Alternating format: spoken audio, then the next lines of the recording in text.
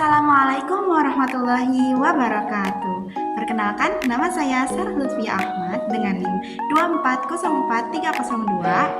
Saya akan membuat video ceramah dalam matkul Akidah Akhlak. Judul yang akan saya bawakan pada video kali ini adalah perbuatan syirik dan musyrik yang masih terjadi di Indonesia.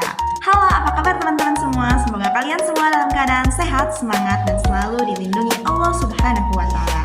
Yuk kita buka ceramah kali ini dengan semangat, hati yang terbuka, karena kita akan bahas sesuatu yang penting banget buat hidup kita, yaitu akidah.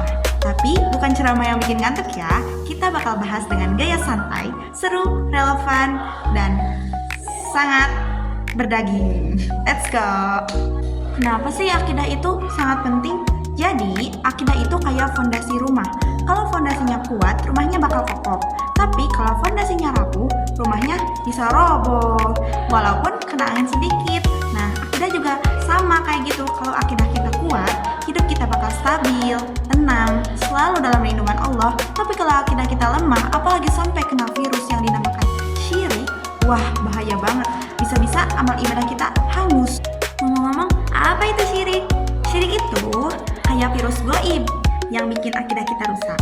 Intinya, syirik itu ketika kita menyekutukan Allah dengan sesuatu. Misalnya, percaya bahwa ada kekuatan lain selain Allah yang bisa ngasih rezeki, ngasih keselamatan, atau ngatur hidup kita. Nauzubillahi min dzalik. Allah bilang dalam Al-Quran surat An-Nisa ayat 48, Auzubillahi minasyaitonirrajim, Bismillahirrahmanirrahim. Innallaha la yaghfiru an yushraka bihi wa yaghfiru ma duna dzalik liman yasha. Artinya, sesungguhnya Allah tidak akan mengampuni syirik, tapi Dia mengampuni dosa selain itu bagi siapa yang Dia kehendaki. Nah, bayangin, doa syirik itu super serius, guys. Bahkan doa lain masih ada harapan untuk diampuni, tapi syirik gak main-main. Contoh syirik yang masih ada di sekitar kita akan kita bahas berikut ini. Oke, kita simak.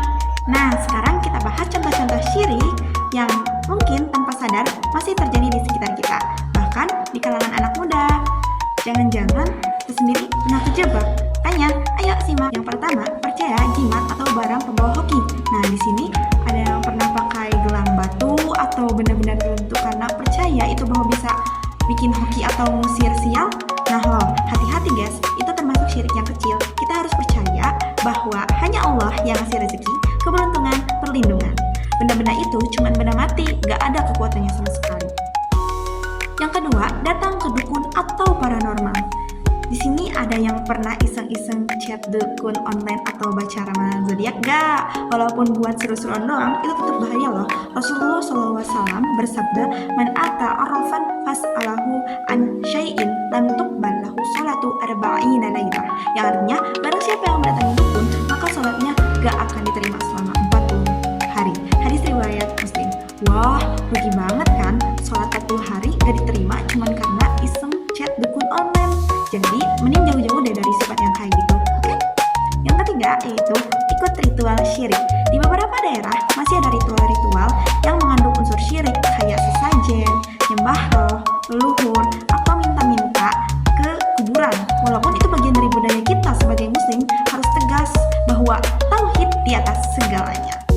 Jadi jangan sampai ikut-ikutan ya, jangan sampai FOMO-FOMO lihat orang kayak gitu. Nah, yang selanjutnya ada riya atau pamer ibadah. Nah, ini nih yang sering nempel sama anak muda zaman now. Misalnya, sholat atau sedekah biar dipuji orang, atau posting ibadah di medsos biar dibilang alim. Hati-hati ya guys, itu namanya syirik kecil. Ibadah kita harus ikhlas semata-mata hanya karena Allah, bukan karena manusia. Gimana ya kira-kira caranya buat jauhin syirik? Nah, yang pertama, perkuat ilmu tauhid. Yuk kita belajar lebih dalam tentang tauhid.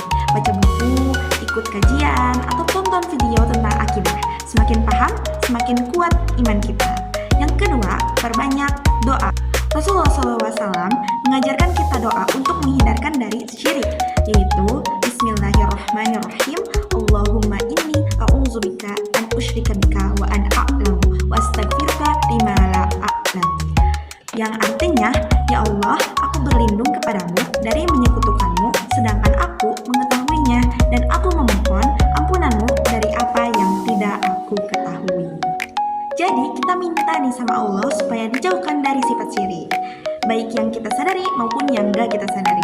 Yang ketiga, jauhi tempat dan perbuatan syirik. Hayo loh, jangan coba-coba datengin tempat atau ikut kegiatan yang ada unsur syiriknya. Misalnya, jauhi dukun, jimat, atau ritual-ritual aneh. Ingat, kita punya Allah yang maha kuat dan maha segalanya. Gak perlu cari backup dari yang lain. Yang keempat, saling ingatkan teman. Kalau ada teman kita yang mulai ke arah syirik, jangan diam aja. Kita ajak mereka kembali ke jalan yang benar. Ingat, kita sebagai teman memiliki tugas dan tanggung jawab untuk saling mengingatkan dalam kebaikan. Akidah kuat, hidup pun tenang. Guys, hidup di zaman sekarang memang penuh sama tantangan. Baik godaan buat timpang dari akidah yang benar. Tapi sebagai anak muda muslim, kita harus jadi generasi yang kuat akidahnya. Jangan sampai kita terjebak syirik yang bikin amal ibadah kita sia-sia. Ingat, Allah itu maha segalanya. Gak perlu cari jalan pintas atau percaya sama hal-hal yang gak jelas. Yuk kita jaga akidah kita, perbaiki diri, dan jadi pemuda-pemudi yang membanggakan Islam. Wassalamualaikum warahmatullahi wabarakatuh.